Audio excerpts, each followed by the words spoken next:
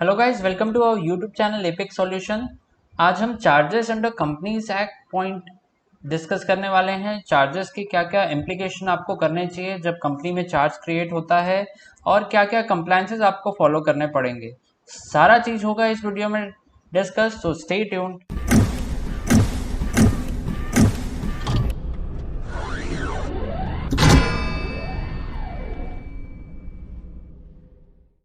चलिए video start करते हैं। ये प्रेजेंटेशन, ये वीडियो एम होगा कि चार्जेस के प्रोविजन को हम समझ पाएं और उसके हिसाब से स्ट्रैटेजी बिल्ड कर पाएं। ओके, चार्जेस का मतलब पहले समझते हैं। चार्जेस डिफाइंड है under section 260 of the companies act में। चार्जेस का मतलब होता है कोई भी हित या इंटरेस्ट या लीन क्रिएट हुआ है प्रॉपर्टी पर, प्रॉपर्टी या asset of the company. Okay, किसी का भी कोई अधिकार या हित क्रिएट होना एसेट पर, उसको हम क्या डिफाइन करेंगे, उसको हम बोलेंगे चार्जेस। ओके, और एनी ऑफ द अंडरटेकिंग और it both as a security, या तो उसका हित कैसे क्रिएट हुआ, पर्सन का, हमने सपोज एक मान के चलते हैं किसी पर्सन से लोन लिया या किसी ऑर्गेनाइजेशन से लोन लिया है। ऑर्गेनाइजेशन से लोन लिया है और बदले में उसको सिक्योरिटी दी है। उस सिक्योरिटी पर उस पर्सन का इंटरेस्ट क्रिएट हुआ है, उस पर्सन ने उस सिक्योरिटी पर इंटरेस्ट किया है, इंटरेस्ट क्रिएट हुआ है, उस इंटरेस्ट को हम बोलेंगे चार्ज। ओके, सेक्शन 77 बोलता है जो भी चार्ज कंपनी के एसेट पर क्रिएट होता है उसको आप विद इन 30 डेज के अंदर रजिस्ट्रेशन आपको करवाना पड़ेगा। यदि वो चार्ज क्रिएट हुआ या चार्ज की टर्म्स एंड कंडीशन में भी मॉडिफिकेशन यदि कुछ भी हुआ है तो आपको 30 डेज के अंदर आरओसी को इन्फॉर्म करना पड़ेगा कंपनीज एक्ट के अंदर, अगर कंपनी है तो। ओके, पर्टिकुलर्स ऑफ चार्ज क्या है, फॉर्म CHG 1 हम फाइल करते हैं। हम क्या क्या अटैच करते हैं CHG 1 में, जिसमें पर्टिकुलर्स ऑफ चार्जेस है, चार्जेस की डिटेल, कब चार्ज क्रिएट हुआ, कितने का लोन था, हमने कौन सी प्रॉपर्टी रखी, शॉर्ट डिस्क्रिप्शन डालते हैं उसका, और कॉपी ऑफ द इंस्ट्रूमेंट जो कि एविडेंसिंग करता है कि चार्ज क्रिएट हुआ। नॉर्मली हम फॉर्म कौन सा फाइल करते हैं चार्ज क्रिएट करने के लिए आरओसी के पास, कंपनीज एक्ट के अंदर फॉर्म है CHG 1। और यदि डिबेंचर है, इन केस ऑफ डिबेंचर, तो हम फॉर्म फाइल करेंगे CHG 9।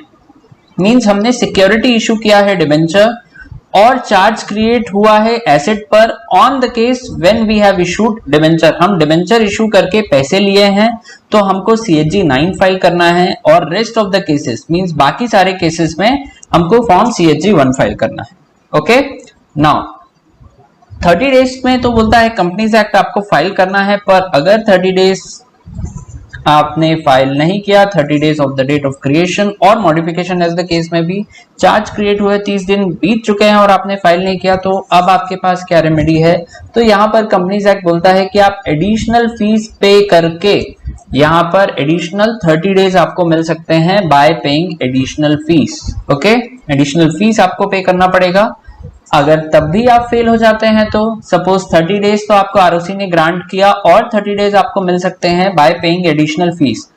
अब एडिशनल फीस आप पे किए और सपोज आपने फाइल कर दिया तो well and good. Suppose additional fee पे आपने चार्ज फिर से फाइल नहीं किया, एडिशनल फीस वाला डे भी लैप्स हो गया, मींस आपके चार्ज को 60 डेज हो चुके हैं और अभी तक आपने चार्ज क्रिएट नहीं किया। तब आपके पास क्या रेमेडी है, तब आप 60 डेज और ले सकते हैं आरओसी, मींस एडिशनल 60 डेज आपको और दिया जा रहा है यहाँ पर by paying ad valorem fees.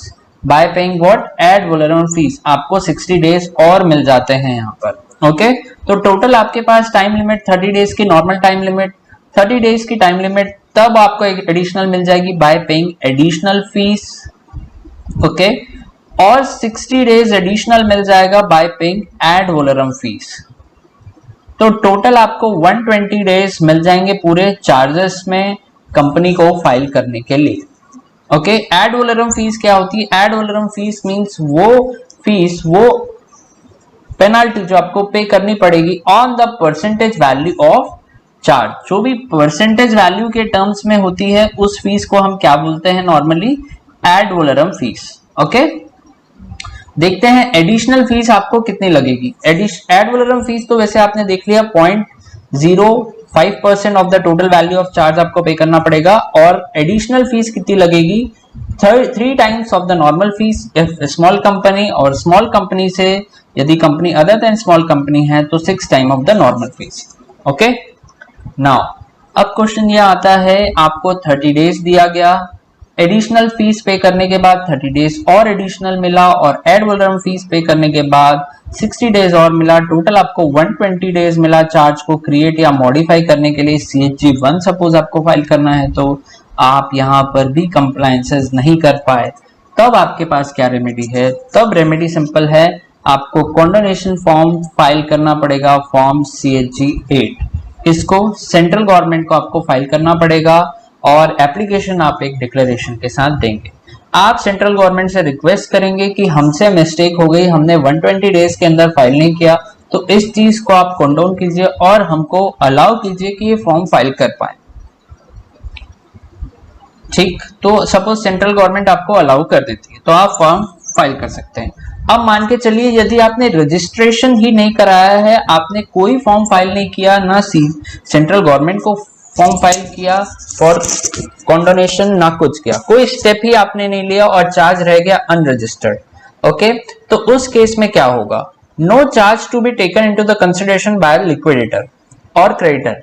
जब भी कंपनी वाइंड अप होगी तो लिक्विडेटर उस चार्ज को कंसिडर नहीं करेगा अनलेस वो ड्यूली रजिस्टर्ड होता है आरओसी के द्वारा, और जब तक सर्टिफिकेट आरओसी उसका ना प्रोवाइड कर दे तो लिक्विडेटर के लिए वो चार्ज क्या होगा? वो उसको कंसिडर नहीं करने वाला लिक्विडेटर उस चार्ज को। तो जब कंपनी यदि लिक्विडेट हो गई तो आपको एज अ अनसिक्योर्ड क्रेडिटर रखा जाएगा उसमें, और लिक्विडेटर आपको सिक्योर्ड क्रेडिटर का स्टेटस नहीं देगा, आपको अनसिक्योर्ड क्रेडिटर का स्टेटस मिलेगा। क्या ऐसा है क्या कि पैसा डूब गया सामने वाले पर्सन का जिसने भी पैसा दिया या ऑर्गेनाइजेशन जिसने भी अमाउंट रेंडर किया है कंपनी को? ऐसा नहीं है। However, registration not prejudice the contract or obligated to repay money secured by charge। Registration करने का मतलब, नॉन रजिस्ट्रेशन होने का ये मतलब नहीं है कि ऑब्लिगेटर की कोई लाइबिलिटी ही नहीं है पे करने की। ऑब्लिगेटर की यहाँ पर लाइबिलिटी है पे करने की, बट उसको status as a secured creditor का नहीं मिलेगा। सिक्योर्ड क्रेडिटर का स्टेटस उसका खत्म हो जाएगा on event of non registration of charge. Okay, आगे बढ़ते हैं। Charges filing of which with ROC is not necessary. कुछ चार्जेस हैं जो आरओसी के पास आपको फाइलिंग करने की जरूरत नहीं है। पहला चार्ज है guarantee. Guarantee does not require registration. आपने बैंक गारंटी दी है, सपोज अपने किसी सिस्टर कंसर्न के बिहाफ में, कोई इंटर कंपनी होल्डिंग के बिहाफ में, या कोई भी एसोसिएट कंपनी हो सकती, उसके लिए आपने कोई गारंटी दी है, तो उसका रजिस्ट्रेशन, लॉ तो नहीं बोलता उसका रजिस्ट्रेशन करवाने, बट बैंक्स कभी कभी इंसिस्ट कर सकते हैं, upon the description of the bank रहता है, बैंक इंसिस्ट कर सकते हैं कि आप उसको भी चार्ज में दिखाओ। ओके, वो आपकी एसेट पर चार्ज नहीं है, आपने जस्ट बैंक गारंटी दी है, बट बैंक इंसिस्ट करते हैं कि बैंक गारंटी यदि आपने दी है तो आप उसका भी फॉर्म फाइल करो, CHG1 फाइल करो। Charges created by operation of law need not to be filed. पहला तो गारंटी दी हुए केस में लॉ आपको नहीं बोलता क्या फाइल कीजिए। सेकंड, ऑपरेशन ऑफ लॉ द्वारा यदि चार्ज क्रिएट हुआ है तो आपको वो भी फाइल नहीं करना। ओके, ऑपरेशन ऑफ लॉ द्वारा चार्ज क्रिएशन का ये एग्जांपल हम एक बार देख लेते हैं। एग्जांपल क्या बोलता है? अगर बी ने, suppose for example, B made full payment of the purchase of money to A in advance, but A is neither transferring the property not registering it in the manner of B. मतलब B ने A को full payment कर दिया property के लिए। Suppose ये B है, B ने ए को फुल पैसा दे दिया एक प्रॉपर्टी एक्वायर करने के लिए, जितना भी दोनों के बीच म्यूचुअली एग्री हुआ है। अब ए ना तो प्रॉपर्टी ट्रांसफर कर रहा है ना पैसे वापस दे रहा है, तो यहां पर क्या होगा? ए का अधिकार हो जाएगा बी का अधिकार हो जाएगा ए की प्रॉपर्टी पर bye operation of law. Operation of law के थ्रू बी अधिकार करवा सकता है ए की प्रॉपर्टी पर। ओके, तो ऑपरेशन ऑफ लॉ द्वारा चार्ज यदि क्रिएट किया गया, कोर्ट ऑर्डर करता है, तो वो चार्ज को रजिस्ट्रेशन करने की जरूरत नहीं है। थर्ड पॉइंट है नेगोशिएबल इंस्ट्रूमेंट, हुंडी। हुंडी के थ्रू यदि आपने पैसा लिया है, ओके, हुंडी क्या होता है? हुंडी बेसिकली इंडियन वर्जन है बिल्स ऑफ एक्सचेंज का। हुंडी के थ्रू यदि आपने पैसा लिया है तो उस चार्ज को रजिस्ट्रेशन करवाने की जरूरत नहीं। ओके, आपको पूरा पॉइंट क्लियर है कि कब आपको चार्ज रजिस्ट्रेशन करवाना है। चार्ज यदि आपने रजिस्ट्रेशन नहीं कराया तो क्या कॉन्सिक्वेंसेस हो सकते हैं, आपका स्टेटस बिल्कुल चेंज हो जाएगा उस केस में। ओके, अब सपोज आपने चार्ज रजिस्ट्रेशन करवा लिया by any case, late fee file करके या एडिशनल फीस फाइल करके या एड वैलोरम फीस फाइल करके, एज द केस में भी। उसके बाद क्या होगा, आपने यदि फ्रेश चार्ज क्रिएट किया है, नया चार्ज आपने क्रिएट किया है, तो आरओसी आपको फॉर्म CHG2 में उसका सर्टिफिकेट इशू करेगा। यदि आपने मॉडिफिकेशन किया है चार्ज का, तो आरओसी आपको उसका एक्नॉलेजमेंट देगा कि उसने रिकॉर्ड में एंट्री कर ली है through form CHG3। Okay, process इसका सिंपल है फॉर्म फाइल करने का। Get the form digitally signed by director, पहले डायरेक्टर साइन करेगा इस फॉर्म को। ओके, देन DSC अटैच होगी चार्ज होल्डर की DSC फिर अटैच होती है, फिर प्रोफेशनल की DSC अटैच होती है for the verification of all the documents and signature of directors and charge holder. Okay, professional at the end सारी चीज को सर्टिफाई करेगा। Professional can be anyone, CA, CS और CMA, तीनों में से कोई भी प्रोफेशनल हो सकते हैं। ऑल द थ्री या any of them should be in practising member होने चाहिए वो। ओके, वो सिग्नेचर करेंगे तो ओवरऑल आप ऐसे फॉर्म फाइल करेंगे और आरओसी आपको सर्टिफिकेट इशू करेगा CHG2 या CHG3 एज द केस में बी। नाउ अब रजिस्ट्रेशन हो गया, आरओसी ने एक्नॉलेजमेंट भी कर दिया। अब आपको बनाना है रजिस्टर ऑफ चार्ज जिसका फॉर्म कंटेंट नंबर है CHG7। ओके, यहां पर चार्ज आईडी होगी, पहला फॉर्म चार्ज आईडी जो कि आरओसी आपको प्रोवाइड करेगा, चार्ज आईडी होगी। डेट ऑफ रजिस्ट्रेशन और creation of the charge, date of registration और creation of the charge, short description of the property, ये सारी चीज आपको एक रजिस्टर में मेंटेन करनी है। उसका फॉर्मेट आपको CHG7 में मिल जाएगा और ये रजिस्टर कंपनी को लाइफ टाइम तक प्रिजर्व करके रखना पड़ेगा। Company has to preserve this register for life time. Okay, और कंपनी कोई भी अगर रिक्विजिट फीस, नॉमिनल फीस देके ये चार्ज, कोई भी मेंबर चाहे तो ये चार्ज रजिस्टर को चेक कर सकता है। मींस सारे चार्ज की डिटेल होनी चाहिए, वेदर चार्ज सेटिस्फाइड हो गया है, सेटिस्फाइड कौन सी डेट में हुआ है, लोन लिया तो कितने पीरियड का लोन था, चार्ज होल्डर का नेम एड्रेस क्या है, सारी चीज का डिटेल आपके पास होना चाहिए and the format CHG7। Register एक उसका अलग से बनेगा। Okay, now satisfaction of the charge. यदि आपने चार्ज सेटिस्फाई कर दिया, मींस आपने पेमेंट कर दिया चार्ज का, या फिर जो भी एसेट मॉर्टगेज की हुई थी, एज अ सिक्योरिटी दी हुई थी, वो एसेट वो सामने वाले ने जब्त कर ली या एज अ कंपनसेशन के फॉर्म में, as a extinguishment of the charge के फॉर्म में उसने ले लिया, तब आपको क्या करना है। तब यदि मान लेते हैं नॉर्मल आपने पेमेंट किया, तो company with in 30 days of the satisfaction of the charge, 30 दिन के अंदर आपको फाइल करना है फॉर्म CHG4। ओके, आपको 30 डेज के अंदर क्या फॉर्म फाइल करना है, CHG4। देन कंपनी अगर फेल हो गई इस चीज को लेके, 30 डेज के अंदर कंपनी ने फॉर्म फाइल नहीं किया CHG4, तो एडिशनल उसको 270 डेज अलाउ किया जाएगा। ओके, एडिशनली उसको 270 डेज अलाउ किया जाएगा। कैसे, एक्स्ट्रा फीस पे करके, एडिशनल और कॉन्डोनेशन फीस पे करके।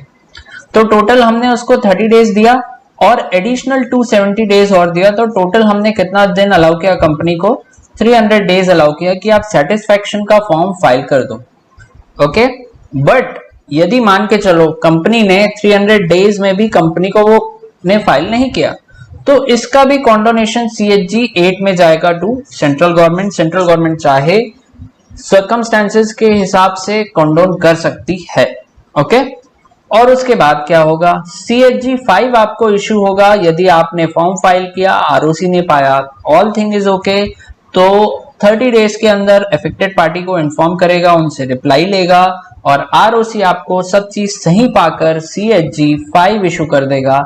मींस आरओसी ने मान लिया है कि चार्ज सेटिस्फाई हो चुका है और उस मानने का, उस सेटिस्फैक्शन का आपको एविडेंस दिया जाएगा, एक्नॉलेजमेंट दिया जाएगा CHG5 के अंदर। Okay, if satisfaction of the charge is not filed, what is the remedy. यदि हमने चार्ज का सेटिस्फैक्शन नहीं किया तो फाइल नहीं कर पाए, हम कॉन्डोन के लिए भी नहीं जा सके, तो रेमेडी क्या है। तो आरओसी चाहे तो कंसिडर कर सकता है non filing of CHG by making register in the entry if prove that कि डेट सेटिस्फाइड हो गया है और पार्ट ऑफ द एसेट और अंडरटेकिंग हैज बीन रिलीज्ड और cease to be form part of the company. Okay, now अगर कोई भी लॉ का कॉन्ट्रावेंशन आपने किया, कोई भी लॉ का कॉन्ट्रावेंशन आपने किया तो क्या पेनाल्टी लग सकती है? यहाँ टू फोल्ड पेनाल्टी है। पहली तो कंपनी पे लगेगी जो कि फाइन अमाउंट के रूप में है 1 से 10 लाख के बीच पे, और उसके बाद जितने भी ऑफिसर इन डिफॉल्ट हैं इस चीज में तो उन पर पेनाल्टी है। यहां पर अमाउंट के लिए बोलूं तो 25,000 से 1 लाख के बीच, और एक इम्प्रिजनमेंट का भी प्रावधान यहां पर किया गया है जो कि 6 मंथ का है, और बोध भी लग सकता है। मींस ऑफिसर इन डिफॉल्ट पे क्या पेनाल्टी लग सकती है? अमाउंट होगा 25,000 टू 1 लाख की रेंज में जो भी अमाउंट एप्लीकेबल है। ओके, और एंड भी हो सकता है जो भी केस एप्लीकेबल करना चाहे आरओसी। 6 मंथ की इम्प्रिजनमेंट भी, मैक्सिमम 6 मंथ की इम्प्रिजनमेंट भी अवेलेबल है यहाँ पर। तो काफी हार्श प्रोविजन है ये नॉन कंप्लायंसेस पर। ओके, अब कुछ क्वेश्चंस ले लेते हैं।